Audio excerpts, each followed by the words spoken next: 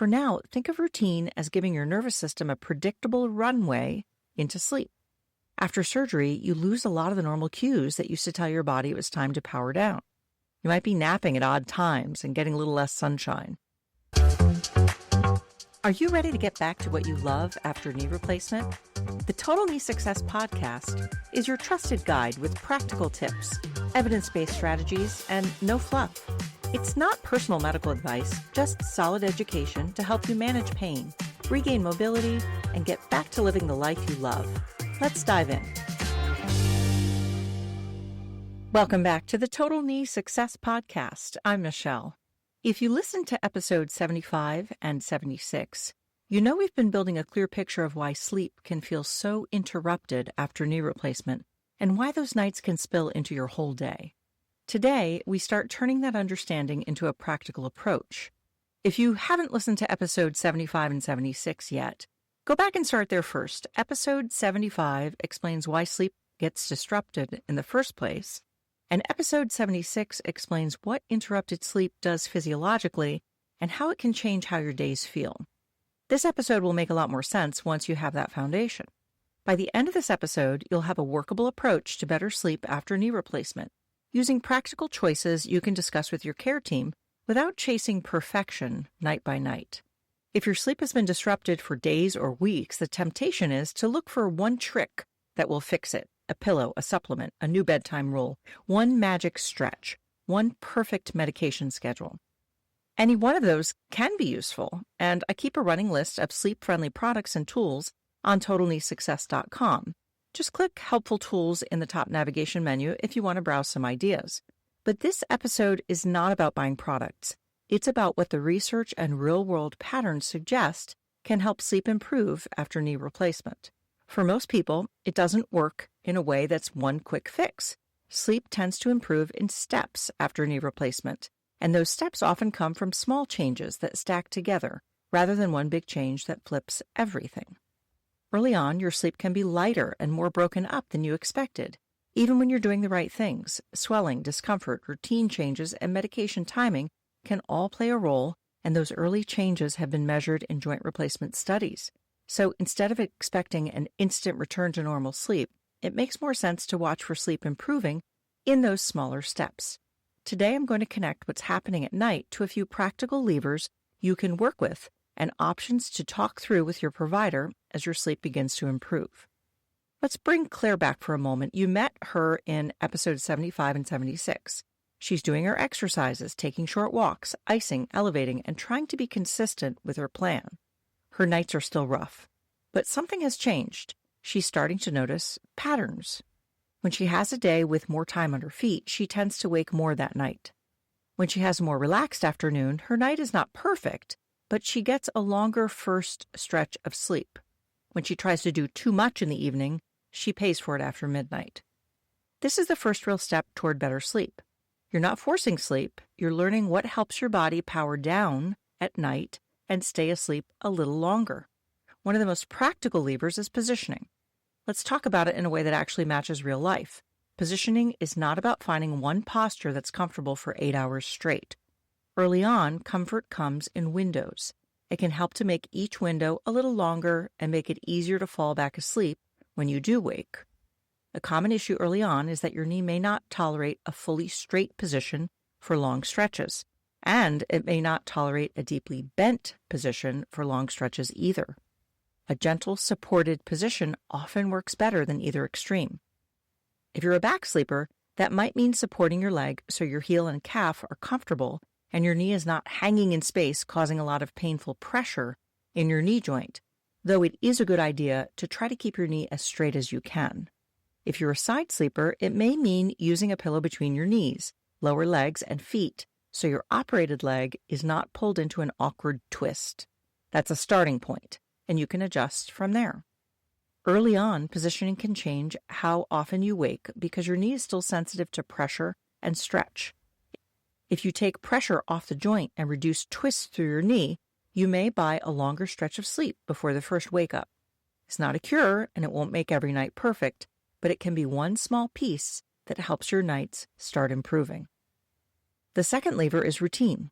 routine does not have to mean a strict bedtime at an early stage, because your nights can still be unpredictable.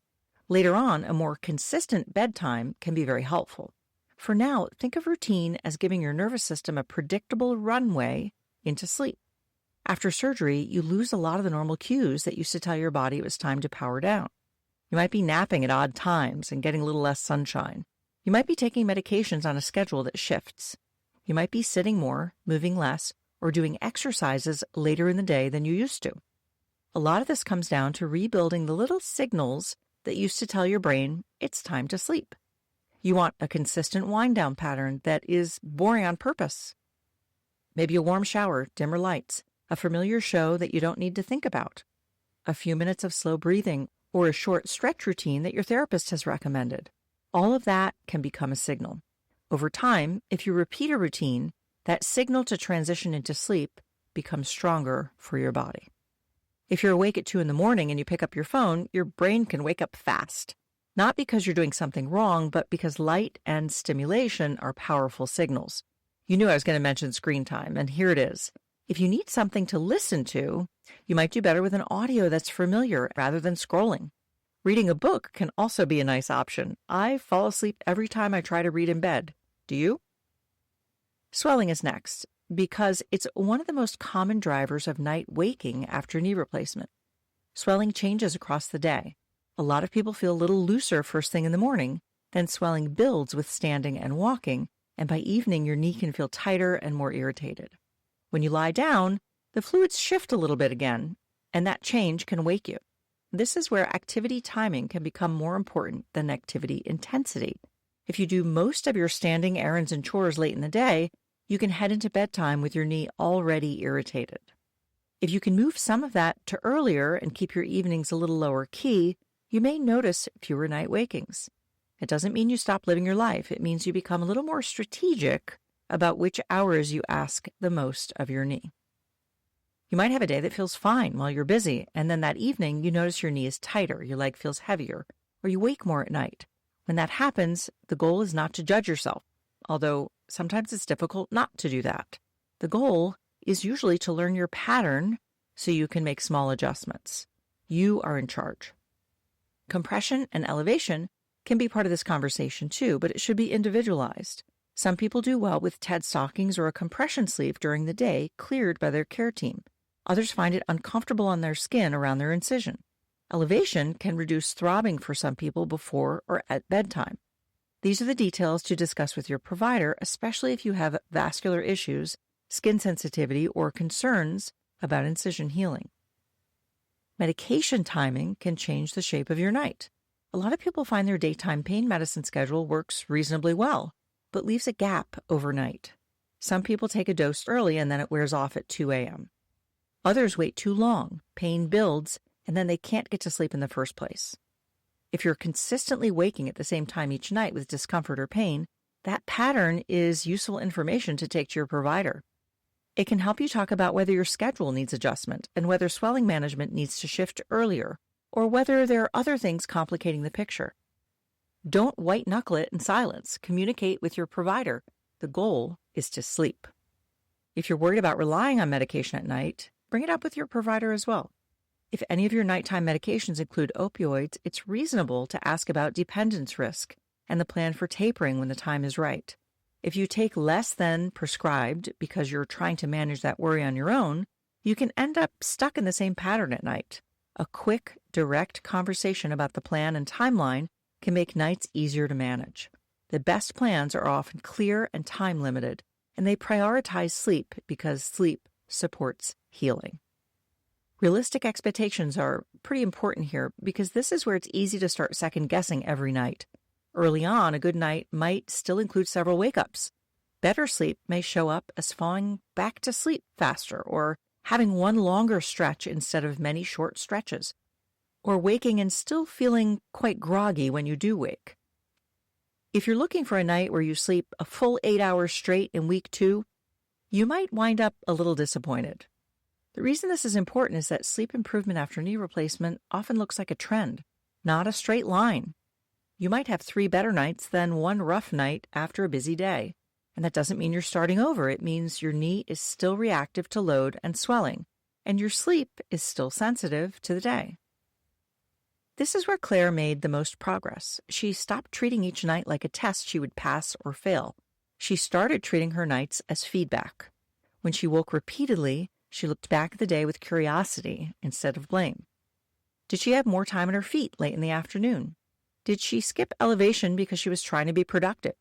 Did she push her exercises later than usual? Did she nap too long at 5 p.m.? None of those questions are about being perfect. They're about learning what shifts the dial. And then, slowly, the dial starts to move. Remember what we talked about earlier. Studies that track sleep after joint replacement tend to show a similar pattern early on. Nights are often more interrupted at first, and then sleep improves in steps over time. That's why the 4 levers we're talking about today, swelling, routines, positioning, and medication timing, are often where people notice the most meaningful changes at first. Most of you are not going to start a formal sleep treatment program in the first 2 weeks after surgery. Notice your patterns, make small adjustments, and talk things through with your provider when you need to. One quick safety note. Make sure you call your provider right away for fever, new drainage from your incision, or new calf pain, or one-sided swelling that's not typical for you. If you have chest pain or trouble breathing, treat that as an emergency and get urgent help right away. For other symptoms that feel concerning or are getting worse instead of better, reach out to your provider. And even without those red flags, if you have several nights in a row where you're barely sleeping at all, it's reasonable to reach out so your care team can help you work it through. Before we wrap up, if you're listening and thinking, yep, that's me, make sure you're signed up for the Total Knee Success Insider newsletter.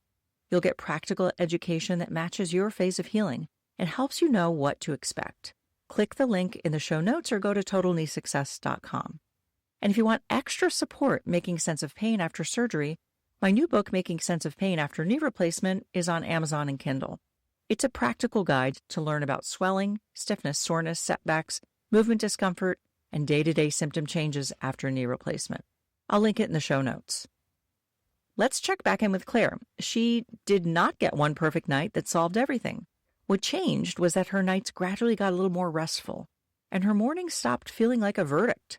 That's usually how this goes, a little longer before the first wake-up, a little faster falling back to sleep, a little less irritation building by bedtime. Those small shifts are easy to miss if you're only looking for 8 hours straight, but over time, they add up. In episode 78, we're going to talk about what changes when sleep stops controlling your entire day, including energy, patience, participation, and feeling more like yourself again. Thanks for joining me. I'm Michelle, and this has been the Total Knee Success Podcast. This podcast is for educational purposes only. Discover more at totalkneesuccess.com, and be sure to subscribe and share, because every step forward takes you closer to living the life you love.